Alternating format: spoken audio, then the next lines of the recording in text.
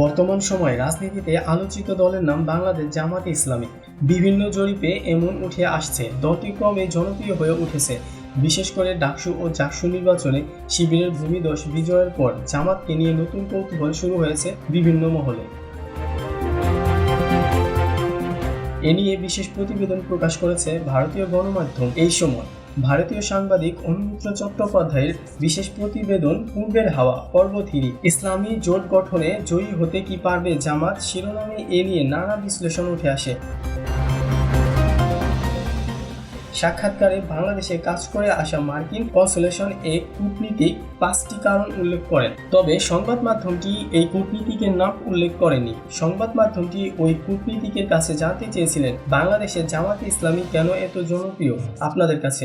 জবাবে তিনি অনেকগুলো কারণ দেখিয়েছিলেন।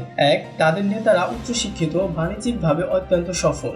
2. তাদের আচরণ খুব ভদ্রসভ্য, কথা বলা যায় তাদের সঙ্গে। 3. তারা ফেলে আসা ইতিহাসের কোনো একটি সময়ে ভিন্ন পদক্ষেপ, এর কারণে বাংলাদেশের শাসক দলের হাতে নির্যাতিত ও মানবাধিকার বঞ্চিত। 4. জামাত গণতান্ত্রিক ব্যবস্থা বিশ্বাস করে। 5. ইসলামী শক্তি হলেও জামাত তালেবানের মতো পিছিয়ে পড়া নয়, বরং প্রগতিশীল বলা যায়।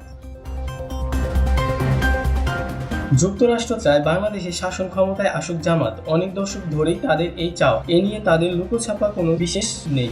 সেই মার্কিন কূটনীতিক বলেন, যে দেশের 80 থেকে 85% মানুষ মুসলমান, সেখানে জামাত যদি ক্ষমতায় আসে ক্ষতি কি? তারা শৃঙ্খলাবদ্ধ দল, তাদেরও উচিত একবার সুযোগ পাওয়া। কি আছে, ফেল করলে মানুষই সরিয়ে দেবেন।